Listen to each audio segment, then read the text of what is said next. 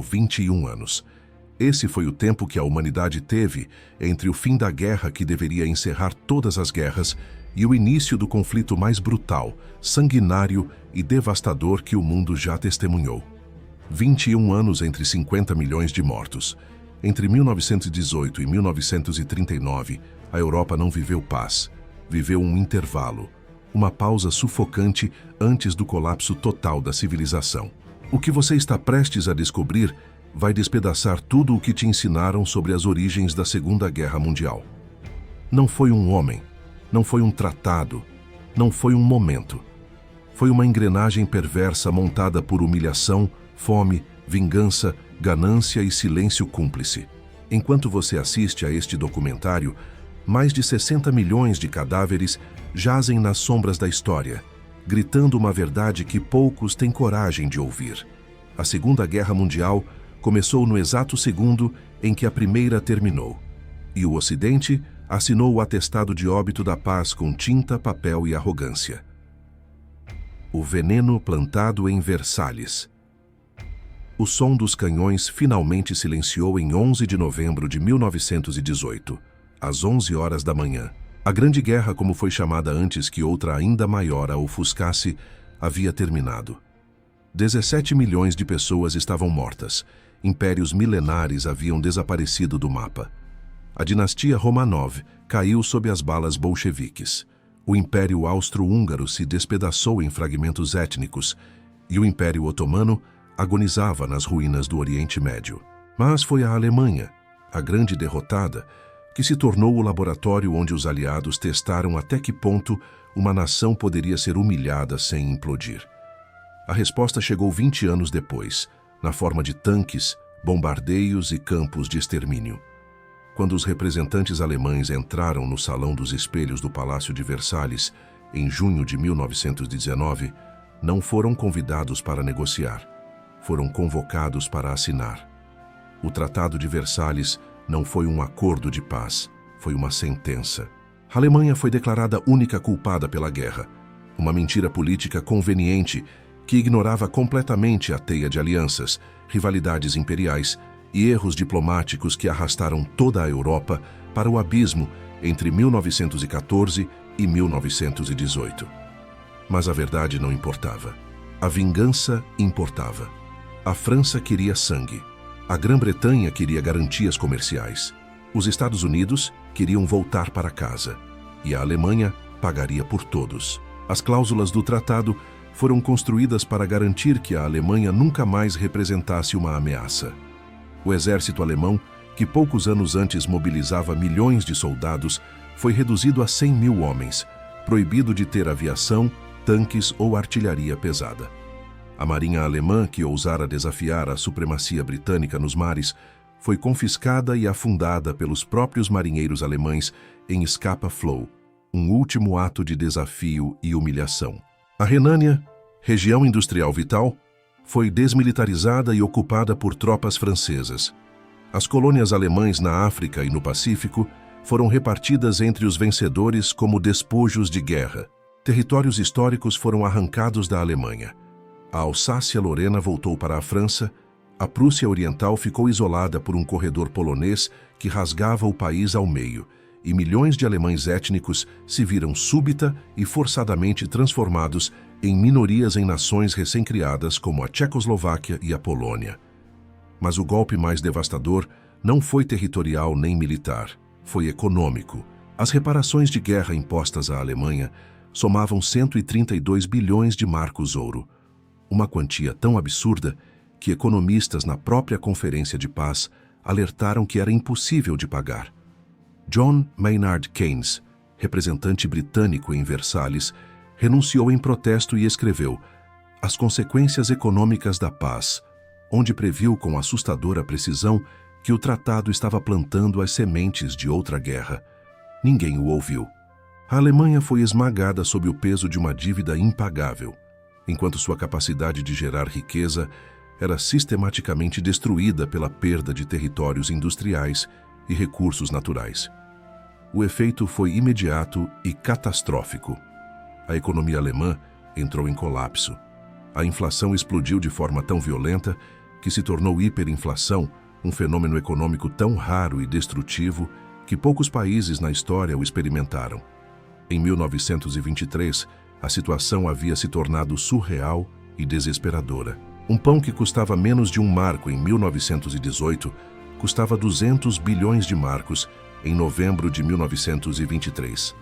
Trabalhadores recebiam seus salários em carrinhos de mão cheios de dinheiro e corriam para gastá-los antes que o valor evaporasse completamente. Pessoas empilhavam notas de banco como lenha porque valiam mais quando queimadas do que quando usadas para comprar algo. A classe média alemã, espinha dorsal da sociedade, foi obliterada. Economias de uma vida inteira viraram pó. Aposentados morreram de fome, segurando certificados que antes valiam fortunas. A dignidade humana foi triturada junto com a moeda. Enquanto a Alemanha sangrava, a República de Weimar, o frágil governo democrático instalado após a queda do Kaiser, lutava desesperadamente para manter o país unido. Mas Weimar nasceu condenada. Associada à derrota militar e à humilhação de Versalhes, a República Democrática foi vista por milhões de alemães não como uma esperança, mas como uma traição. Surgiu o mito da punhalada nas costas, a mentira venenosa de que a Alemanha não havia sido derrotada no campo de batalha, mas traída internamente por políticos, socialistas e judeus que supostamente sabotaram o esforço de guerra. Esse mito, totalmente falso, mas emocionalmente poderoso, se espalhou como um vírus, envenenando a política alemã e preparando o terreno para o que viria. A instabilidade política era endêmica. Entre 1919 e 1933, a Alemanha teve mais de 20 governos diferentes.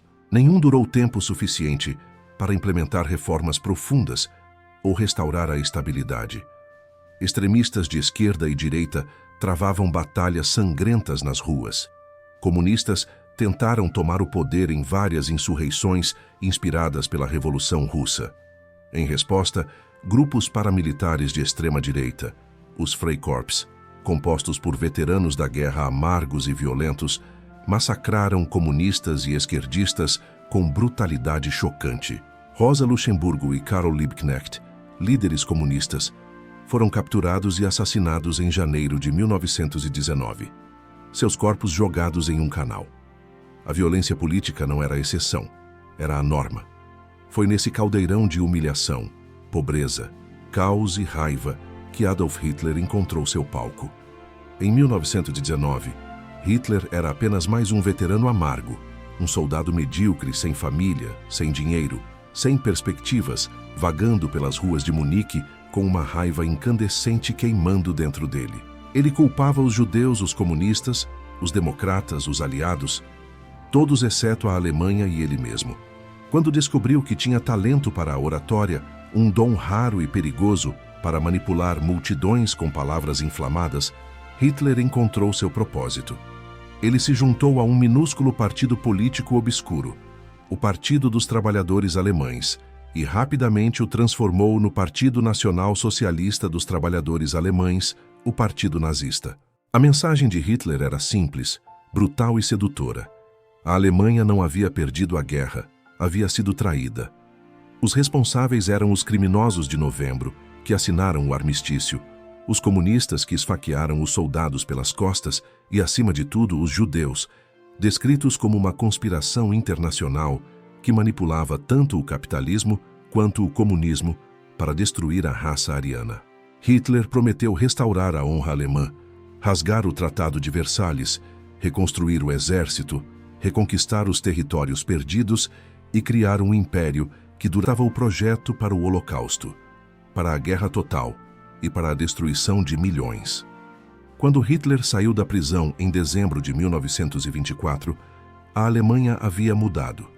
A hiperinflação tinha sido controlada com a introdução do Rentenmark, uma nova moeda. Dinheiro americano estava fluindo para a Alemanha através do Plano Dawes, reestruturando as reparações e injetando capital na economia. Entre 1924 e 1929, a Alemanha experimentou uma estabilização relativa. A cultura floresceu. Berlim se tornou a capital cultural da Europa, vibrante com teatro experimental, cinema inovador, cabarés ousados e liberdade sexual sem precedentes. Mas essa estabilidade era ilusória, construída sobre empréstimos estrangeiros e confiança frágil. E quando Wall Street desabou em outubro de 1929, a estrutura inteira desmoronou. A Grande Depressão atingiu a Alemanha com força brutal. O desemprego explodiu. Em 1932, 6 milhões de alemães estavam desempregados, cerca de 1/3 da força de trabalho. Famílias perderam tudo novamente. Filas de pão se estendiam por quarteirões. A desesperança era palpável. E na desesperança, o extremismo prospera. O Partido Nazista, que havia obtido menos de 3% dos votos em 1928, cresceu exponencialmente. Hitler viajava por todo o país em aviões, discursando para multidões cada vez maiores, culpando os judeus, os comunistas, os democratas fracos, prometendo empregos, pão, orgulho nacional.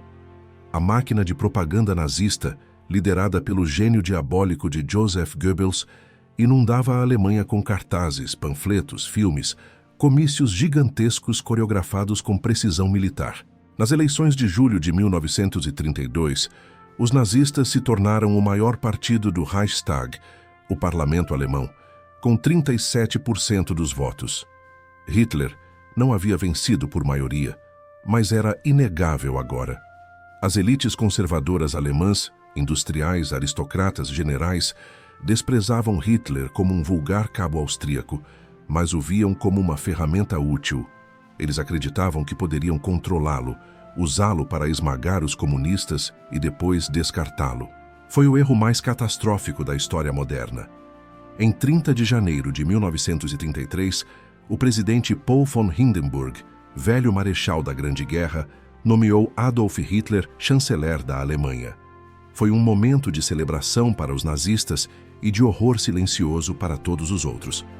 Hitler prometeu governar dentro da democracia, mas estava mentindo. Menos de um mês depois, o Reichstag pegou fogo. Até hoje há debate sobre quem iniciou o incêndio, mas Hitler não perdeu tempo culpando os comunistas. No dia seguinte, ele convenceu Hindenburg a assinar o decreto do incêndio do Reichstag, suspendendo direitos civis básicos. A democracia alemã estava morrendo. Em março de 1933, o Reichstag aprovou a lei de habilitação, concedendo a Hitler poder para governar por decreto, sem aprovação parlamentar. A votação foi intimidada por tropas de assalto nazistas, as SA, que cercavam o prédio gritando ameaças. Apenas o Partido Social Democrata votou contra. Os comunistas já haviam sido presos. Com esse ato, a República de Weimar morreu oficialmente. A Alemanha era agora uma ditadura. Hitler moveu-se com velocidade aterrorizante. Sindicatos foram dissolvidos, partidos políticos foram banidos, a imprensa foi censurada. Livros foram queimados em praças públicas, obras de autores judeus, comunistas, liberais, viraram cinzas sob aplausos de estudantes nazistas. A Gestapo, polícia secreta do Estado, começou a prender, torturar e matar opositores. Campos de concentração foram abertos, inicialmente para prisioneiros políticos, comunistas, socialistas, qualquer um que ousasse resistir. E então veio o terror racial. As leis de Nuremberg de 1935 codificaram o antissemitismo em lei, despojando os judeus da cidadania alemã, proibindo casamentos entre judeus e arianos, transformando os judeus em párias legais. Médicos, advogados, professores judeus foram expulsos de suas profissões. Lojas judaicas foram marcadas e boicotadas. Crianças judaicas foram humilhadas nas escolas. A exclusão era sistemática, deliberada, cruel, mas o mundo assistiu em silêncio. A Grã-Bretanha e a França, traumatizadas pela carnificina da Grande Guerra, estavam desesperadas para evitar outro conflito. Eles acreditavam que apaziguar Hitler, atender algumas de suas demandas, poderia satisfazê-lo. Foi uma ilusão mortal. Em 1935, Hitler anunciou publicamente o rearmamento da Alemanha, violando diretamente o Tratado de Versalhes. A resposta dos aliados foi protestar fracamente e não fazer nada. Em 1936, tropas alemãs marcharam de volta para a Renânia, remilitarizando a região.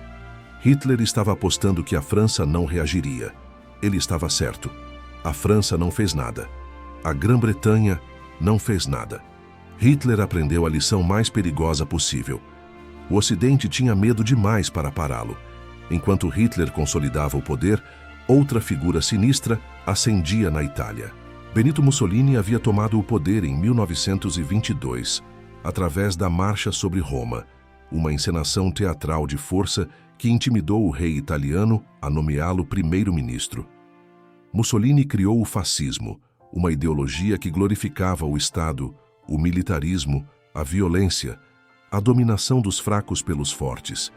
Ele prometeu restaurar a glória da Roma antiga, transformar a Itália em um império mediterrâneo. Em 1935, Mussolini invadiu a Etiópia, uma das poucas nações africanas independentes, usando armas químicas e bombardeios massivos contra civis. A Liga das Nações, criada após a Primeira Guerra Mundial para prevenir futuros conflitos, condenou a Itália e impôs sanções fracas. Mussolini ignorou tudo. A Liga das Nações foi exposta como impotente, uma burocracia sem dentes, incapaz de deter agressores. Hitler e Mussolini perceberam que eram almas gêmeas. Em 1936, formaram o Eixo Roma-Berlim, uma aliança entre ditaduras fascistas. Meses depois, a Guerra Civil Espanhola explodiu quando o general Francisco Franco liderou um golpe militar contra o governo republicano eleito. Hitler e Mussolini enviaram armas, tropas e aviões para ajudar Franco. A Alemanha usou a Espanha como campo de testes para suas novas armas e táticas. Em abril de 1937, a Legião Condor alemã bombardeou a cidade basca de Guernica, massacrando civis indefesos.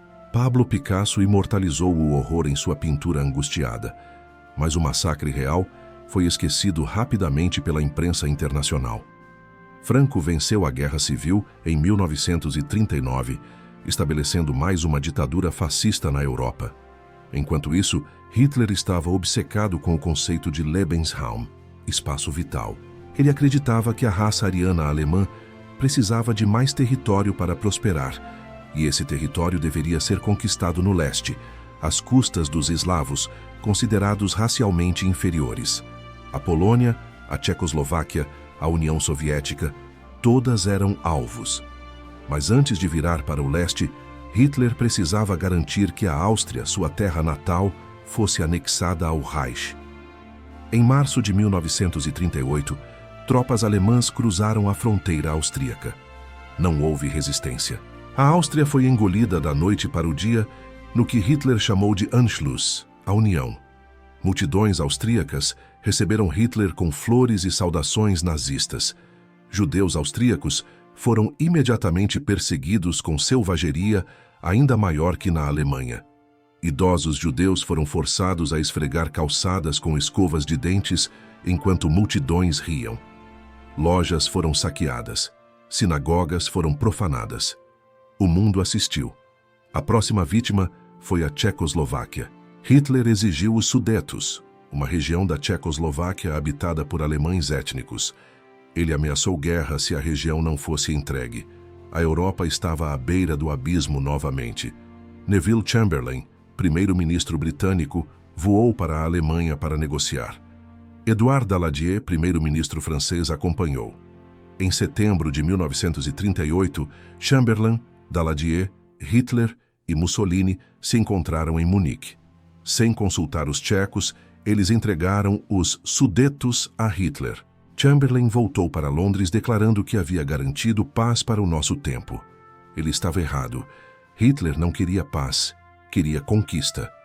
Em março de 1939, Hitler violou o Acordo de Munique e invadiu o resto da Tchecoslováquia. A Tchecoslováquia deixou de existir, pelo anúncio do Pacto Molotov-Ribbentrop, um tratado de não agressão entre a Alemanha nazista e a União Soviética comunista. Os dois inimigos ideológicos mais mortais do mundo haviam se unido. O pacto incluía um protocolo secreto dividindo a Europa Oriental entre eles. A Polônia seria partida ao meio. Os estados bálticos seriam entregues à União Soviética. Finlândia e Romênia também seriam esferas de influência soviética. Hitler e Stalin não eram aliados. Eram predadores dividindo presas. O caminho estava aberto. Na madrugada de 1º de setembro de 1939, sem declaração de guerra, sem aviso, 62 divisões alemãs invadiram a Polônia, em uma demonstração devastadora de guerra moderna. Tanques, aviões, infantaria motorizada, tudo coordenado com precisão letal, esmagaram as defesas polonesas em uma blitzkrieg, guerra relâmpago. As cidades polonesas foram bombardeadas sem piedade. Civis foram massacrados. Em 2 dias, a Grã-Bretanha e a França declararam guerra à Alemanha. A Segunda Guerra Mundial havia começado, mas sua origem não estava em setembro de 1939. Estava em junho de 1919, quando os aliados assinaram o Tratado de Versalhes e plantaram as sementes do ódio. Estava na hiperinflação de 1923, quando a dignidade alemã foi triturada. Estava no apaziguamento covarde de Munique, em 1938. Estava no silêncio do mundo enquanto Hitler perseguia os judeus, enquanto construía campos, enquanto pregava genocídio. A guerra começou muito antes dos primeiros tiros. Começou com escolhas, erros, silêncios e arrogância. A espiral para o abismo. A invasão da Polônia não foi apenas o início da Segunda Guerra Mundial. Foi a primeira demonstração em campo de batalha de uma nova era de guerra, tão brutal e eficiente que redesenhou completamente o significado do conflito militar. A Blitzkrieg não era apenas uma tática, era uma filosofia de destruição total e rápida. Os generais alemães haviam estudado obsessivamente os erros da Primeira Guerra Mundial, onde milhões de homens se afundavam na lama das trincheiras por ganhos de metros. Eles juraram nunca mais repetir aquele pesadelo estático. A solução foi velocidade, coordenação e força avassaladora concentrada em pontos fracos. Na madrugada de 1º de setembro de 1939, aviões Stuka mergulhavam sobre cidades polonesas, soltando bombas com sirenes acopladas que emitiam um grito agudo e aterrorizante, projetado especificamente para quebrar o moral dos soldados e civis. As pontes foram destruídas, as comunicações foram cortadas, enquanto a Força Aérea Alemã, a Luftwaffe, semeava o caos acima. Colunas massivas de tanques Panzer avançavam através das fronteiras polonesas, seguidas por infantaria motorizada e artilharia móvel. A coordenação entre forças terrestres e aéreas era inédita. Os poloneses lutaram com coragem desesperada, mas estavam tecnologicamente superados. Suas unidades de cavalaria, orgulho do exército polonês, foram massacradas por metralhadoras e tanques. Em dias, a resistência organizada começou a se desintegrar. Varsóvia, a capital polonesa, resistiu heroicamente sob cerco brutal. Os alemães bombardearam a cidade sem parar. Hospitais foram atingidos, escolas foram destruídas, bairros residenciais viraram escombros. Em 27 de setembro, após 3 semanas de resistência, Varsóvia se rendeu, mas o pesadelo da Polônia estava apenas começando. Em 17 de setembro, conforme acordado no Pacto Secreto, a União Soviética invadiu a Polônia pelo leste. Tropas soviéticas entraram em território polonês, alegando proteger minorias ucranianas e bielorrussas. A Polônia foi esmagada entre 2 ditaduras. Em 5 semanas, o país deixou de existir como Estado independente, dividido entre Hitler e Stalin. O destino dos poloneses sob ocupação alemã e soviética foi aterrorizante. Os nazistas implementaram imediatamente políticas de terror racial. A elite polonesa, intelectuais, professores, padres, oficiais, qualquer um capaz de liderar resistência, foi sistematicamente caçado e assassinado em operações de limpeza planejadas meticulosamente. Milhares foram fuzilados em execuções em massa e enterrados em valas comuns. Os soviéticos não foram menos brutais. Em abril de 1940, a NKVD, Polícia Secreta Soviética, executou 22 mil oficiais e intelectuais poloneses na floresta de Katyn e outros locais. Por décadas, a União Soviética culpou os nazistas pelo massacre. A verdade só emergiu plenamente após o colapso da União Soviética.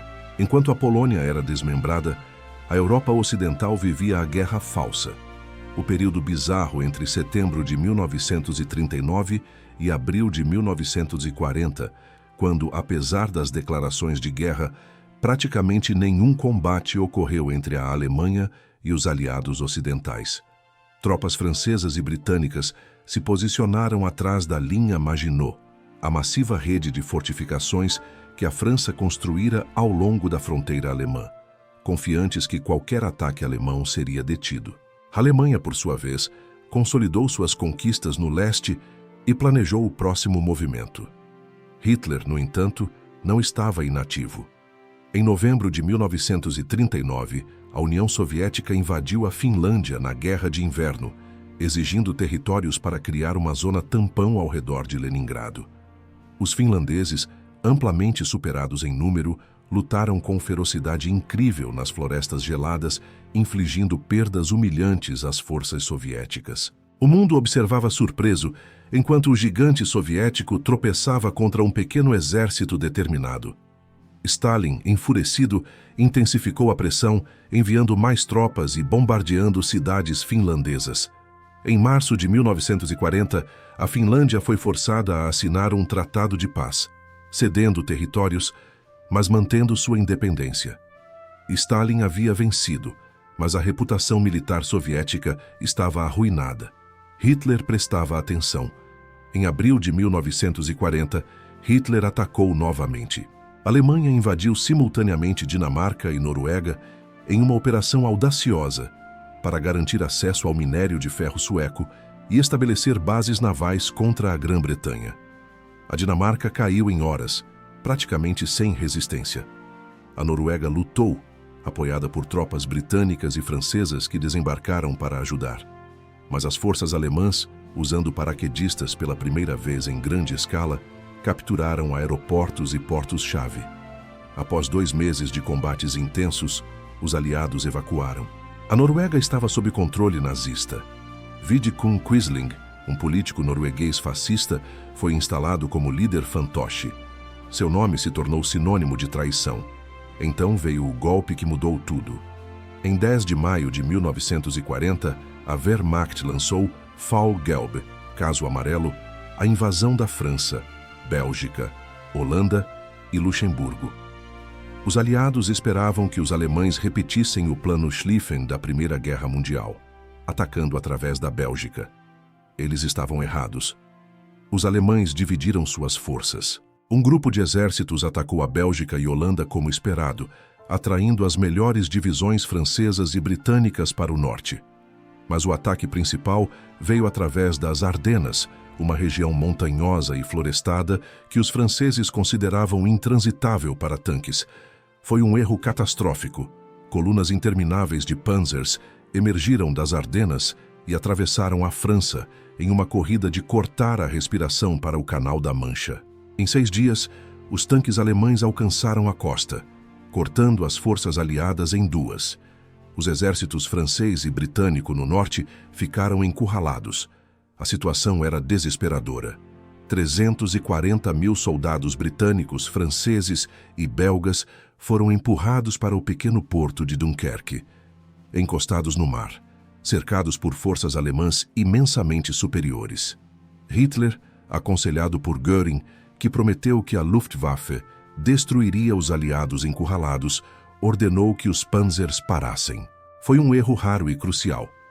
Durante 9 dias, uma frota improvisada de mais de 800 navios, incluindo contratorpedeiros, barcos de pesca e iates privados, cruzou o canal repetidamente sob bombardeio constante, evacuando tropas de Dunkerque. Foi um milagre improvisado, mas também uma derrota esmagadora. Todo o equipamento pesado foi abandonado. Os aliados salvaram os homens, mas perderam a guerra na França. Em 14 de junho de 1940, tropas alemãs marcharam por Paris. A cidade estava deserta, silenciosa, fantasmagórica. O governo francês havia fugido. 8 dias depois, a França assinou o armistício na mesma carruagem. O norte da França foi ocupado pelos alemães. O sul ficou sob controle do governo colaboracionista de Vichy. liderado pelo dos mais famosos da história, Churchill declarou: "Lutaremos nas praias, lutaremos nos campos de pouso, lutaremos nos campos e nas ruas, lutaremos nas colinas, nunca nos renderemos." Hitler esperava que a Grã-Bretanha pedisse paz. Quando Churchill rejeitou qualquer negociação, Hitler ordenou a invasão, codinome Operação Leão Marinho. Mas primeiro, a Luftwaffe precisava destruir a Royal Air Force e garantir superioridade aérea. Assim começou a Batalha da Grã-Bretanha, o primeiro grande confronto aéreo da história. Durante meses, caças alemães e britânicos travaram duelos frenéticos sobre o sul da Inglaterra. Pilotos da RAF, muitos deles adolescentes, decolavam múltiplas vezes por dia, exaustos, aterrorizados, mas determinados. As perdas eram horríveis em ambos os lados. Frustrado pela resistência aérea britânica, Hitler mudou de estratégia. Em setembro de 1940, ordenou o Blitz, bombardeios noturnos massivos sobre cidades britânicas. Londres foi atingida noite após noite. Coventry foi devastada em uma única noite de bombardeio tão intenso que os nazistas criaram o verbo coventrizar para descrever a destruição total de uma cidade. Dezenas de milhares de civis britânicos morreram, mas a Grã-Bretanha não se rendeu. A RAF continuou lutando. Hitler, percebendo que a invasão era impossível sem superioridade aérea, adiou indefinidamente a Operação Leão Marinho. A Grã-Bretanha havia sobrevivido, mas estava isolada, bombardeada, sangrando. Enquanto isso, Mussolini, desesperado para provar que a Itália era uma grande potência, lançou invasões desastrosas. Em outubro de 1940, invadiu a Grécia a partir da Albânia, esperando uma vitória rápida. Os gregos contra-atacaram ferozmente, empurrando os italianos de volta para a Albânia. Humilhado, Mussolini implorou ajuda a Hitler. Relutante, Hitler foi forçado a desviar tropas para salvar seu aliado incompetente. Em abril de 1941, a Alemanha invadiu a Iugoslávia e a Grécia, conquistando ambos os países rapidamente, mas atrasando outros planos cruciais. Na África do Norte, as forças italianas foram esmagadas pelos britânicos no Egito. Hitler enviou Erwin Rommel, um dos seus generais mais brilhantes, com o Afrika Korps, para estabilizar a situação. Rommel, apelidado de Raposa do Deserto, lançou uma série de ofensivas brilhantes, empurrando os britânicos de volta e transformando o norte da África em um campo de batalha oscilante e brutal que duraria anos. Mas Hitler estava olhando para o leste. A invasão da União Soviética estava sempre no centro de sua obsessão ideológica. Hitler odiava o comunismo, desprezava os eslavos como sub-humanos e cobiçava os vastos recursos da Rússia. O pacto com Stalin havia sido apenas uma conveniência temporária. Em dezembro de 1940, Hitler assinou a Diretiva 21, Operação Barbarossa, ordenando a invasão da União Soviética. Foi o maior erro estratégico da história militar moderna. Em 22 de junho de 1941, 3 milhões de soldados alemães apoiados por milhares de tanques, aviões e canhões invadiram a União Soviética em uma frente de 3.000 quilômetros. Foi a maior operação militar da história. Stalin havia ignorado todos os avisos de inteligência sobre a invasão iminente. Ele confiava em Hitler, ou estava paralisado pelo medo de provocá-lo. Quando os alemães atacaram, as forças soviéticas foram pegas completamente despreparadas. Em horas, milhares de aviões soviéticos foram destruídos no chão. Divisões inteiras foram cercadas e capturadas. Em semanas, os alemães avançaram centenas de quilômetros, capturando milhões de prisioneiros. Os alemães esperavam que a União Soviética colapsasse em semanas como a França. Eles estavam terrivelmente errados. Stalin, após dias de choque paralisante, reagiu com brutalidade característica. Ele ordenou uma defesa fanática. Qualquer soldado que recuasse sem ordens seria fuzilado. Cidades inteiras foram transformadas em fortalezas. A população civil foi mobilizada e o inverno russo estava chegando. Os alemães cercaram Leningrado em setembro de 1941, iniciando um dos cercos mais horríveis da história. Por 900 dias, Leningrado foi cortada do mundo. A comida acabou. As pessoas comeram cães, gatos, cola, couro. No inverno brutal, dezenas de milhares morreram de fome e frio. Mais de 1 milhão de civis morreram durante o cerco, mas Leningrado nunca se rendeu. Enquanto Leningrado resistia, os alemães avançavam em direção a Moscou. Em outubro, estavam a menos de 100 quilômetros da capital. Stalin permaneceu em Moscou, organizando a defesa.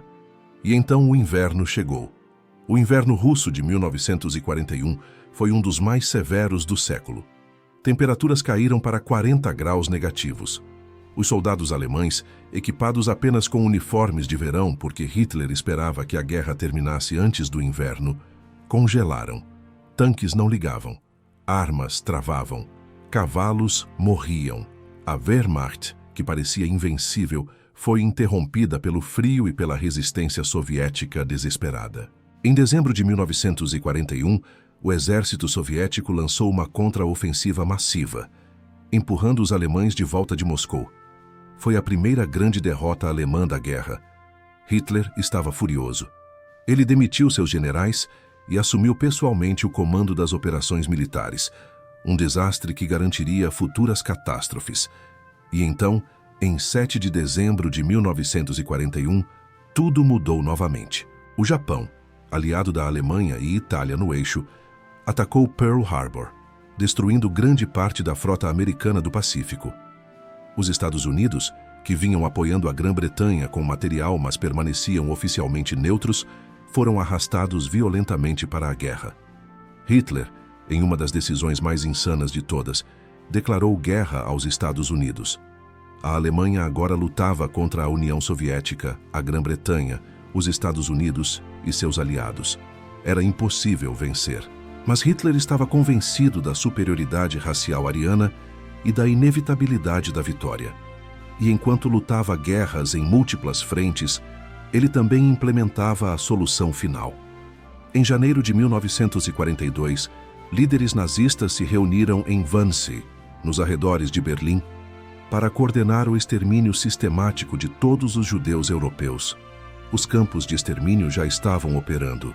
Auschwitz, Treblinka, Sobibor, Belzec, locais cujos nomes se tornaram sinônimos de mal absoluto, funcionavam em ritmo industrial, matando milhares por dia em câmaras de gás.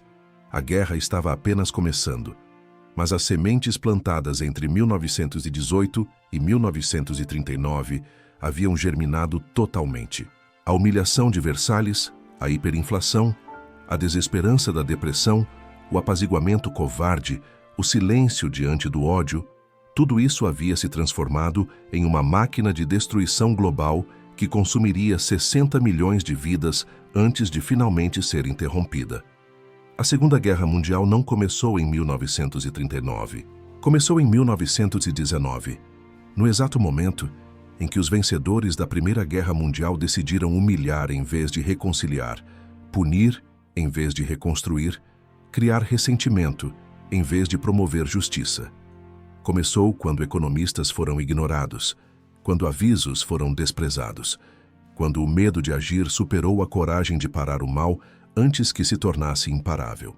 Começou em cada concessão feita a Hitler, em cada vez que o mundo desviou o olhar, enquanto judeus eram perseguidos, enquanto territórios eram anexados, enquanto campos eram construídos. A tragédia da Segunda Guerra Mundial não foi inevitável. Foi construída, escolha após escolha, silêncio após silêncio, erro após erro. Hoje, mais de 80 anos depois, vivemos em um mundo moldado por aquelas escolhas. As Nações Unidas, criadas para substituir a falida Liga das Nações. A União Europeia, construída sobre as ruínas de séculos de guerras continentais. Os direitos humanos universais, escritos com a memória do Holocausto ainda fresca. Mas as lições são frágeis. O ódio não morreu em 1945. O nacionalismo extremo não foi enterrado com Hitler. O ressentimento econômico, a manipulação das massas, a propaganda, a desumanização do outro, todos esses fantasmas ainda caminham entre nós. A história da Segunda Guerra Mundial é um aviso. É a prova de que civilizações podem desmoronar, que democracias podem morrer, que o mal pode triunfar quando pessoas boas permanecem silenciosas ou indiferentes. É a demonstração brutal de que a paz não é o estado natural das coisas, mas uma construção frágil que exige vigilância constante, coragem moral. As histórias existe para aprofundar a compreensão histórica, para ir além das narrativas simplificadas, para mostrar a complexidade real de como eventos monumentais acontecem através de decisões humanas, muitas vezes pequenas, muitas vezes feitas por pessoas que acreditavam estar fazendo a coisa certa. Se você valoriza este tipo de conteúdo, se você acredita que história profunda, bem pesquisada e honestamente apresentada merece espaço no YouTube, então ajude-nos a continuar este trabalho. Inscreva-se no canal, ative as notificações, deixe seu like neste vídeo, comente com suas reflexões sobre o que assistiu. Compartilhe com pessoas que você acredita que se beneficiariam desta perspectiva histórica. E se puder, considere tornar-se membro do canal ou apoiar através das outras formas disponíveis. Produzir documentários deste nível de profundidade e duração requer tempo, pesquisa extensa, dedicação total. Seu apoio torna isso possível.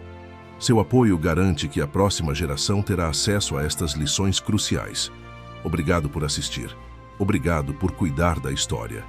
E lembre-se, aqueles que não aprendem com o passado estão condenados a repeti-lo. Não permita que isso aconteça. Até o próximo documentário. A Segunda Guerra Mundial, iniciada oficialmente em 1º de setembro de 1939, não foi um acontecimento repentino, mas o resultado de um longo processo histórico que se desenvolveu ao longo do período entre 1918 e 1939. Suas causas estão diretamente ligadas às consequências da Primeira Guerra Mundial e às profundas transformações políticas, econômicas e sociais vividas pelas principais potências mundiais nesse intervalo. O fim da Primeira Guerra não trouxe uma paz duradoura, mas sim um clima de instabilidade e ressentimento que acabou alimentando um novo conflito de proporções ainda maiores. Após 1918, o Tratado de Versalhes impôs duras punições à Alemanha, responsabilizando-a pelo conflito anterior. O país perdeu territórios, teve seu poder militar severamente limitado e foi obrigado a pagar altas indenizações aos vencedores. Essas medidas provocaram um sentimento de humilhação nacional e agravaram a crise econômica alemã, gerando desemprego, inflação e descrédito nas instituições democráticas da República de Weimar. Esse cenário favoreceu o crescimento de discursos nacionalistas e revanchistas, que prometiam restaurar o orgulho e a força da nação alemã. Paralelamente, a tentativa de garantir a paz por meio da Liga das Nações mostrou-se ineficaz. A organização não possuía poder militar nem apoio suficiente para conter atitudes agressivas de países insatisfeitos com a ordem internacional. A ausência dos Estados Unidos e a falta de punições efetivas incentivaram ações expansionistas, pois as potências autoritárias perceberam que dificilmente sofreriam consequências concretas por violar acordos internacionais. A crise econômica de 1929 agravou ainda mais esse cenário. A Grande Depressão afetou profundamente a economia mundial, provocando falências, desemprego em massa e miséria social. Na Alemanha, os efeitos foram devastadores, já que o país dependia de empréstimos externos para se recuperar da guerra. Em meio ao desespero, regimes autoritários ganharam apoio popular ao prometer soluções rápidas, ordem social e recuperação econômica. Foi nesse contexto que o nazismo se fortaleceu, levando Adolf Hitler ao poder em 1933. Uma vez no governo, Hitler estabeleceu uma ditadura totalitária baseada no nacionalismo extremo, no militarismo, no racismo e no antissemitismo. O regime nazista defendia a expansão territorial como forma de garantir o chamado espaço vital para o povo alemão. A partir da década de 1930, a Alemanha passou a violar abertamente o Tratado de Versalhes, rearmando-se e expandindo seu território sem enfrentar resistência significativa das potências europeias. A remilitarização da Renânia, a anexação da Áustria e a ocupação de partes da Tchecoslováquia demonstraram o fracasso da política de apaziguamento adotada por França e Reino Unido, que acreditavam que concessões evitariam uma nova guerra. Além da Alemanha, outros países também contribuíram para o aumento das tensões internacionais. A Itália fascista, liderada por Benito Mussolini, buscava expandir seu território e fortalecer seu prestígio internacional, invadindo a Etiópia em 1935. No Oriente, o Japão militarista adotou uma política agressiva de expansão, ocupando a Manchúria e avançando sobre a China em busca de recursos naturais e poder regional. Esses países compartilhavam ideologias autoritárias e interesses expansionistas, o que levou à formação da aliança conhecida como Eixo. O passo final para o início da guerra ocorreu em 1939, quando a Alemanha assinou com a União Soviética um pacto de não agressão, que incluía cláusulas secretas para a divisão da Polônia. Sentindo-se seguro, Hitler ordenou a invasão do território polonês, levando França e Reino Unido a declararem guerra à Alemanha. Esse ato marcou o início oficial da Segunda Guerra Mundial, mas foi apenas a consequência final de um processo longo, marcado por crises mal resolvidas, ressentimentos nacionais e falhas diplomáticas. Assim, a Segunda Guerra Mundial teve início não apenas por um único evento, mas por um conjunto de fatores acumulados ao longo de 2 décadas. A imposição de uma paz punitiva após a Primeira Guerra, a instabilidade econômica global, o enfraquecimento das democracias, o avanço de regimes totalitários e a tolerância internacional diante de agressões sucessivas criaram um ambiente propício para o conflito. Compreender esse período é essencial para entender como decisões políticas, crises econômicas e ideologias extremistas podem conduzir o mundo a guerras devastadoras.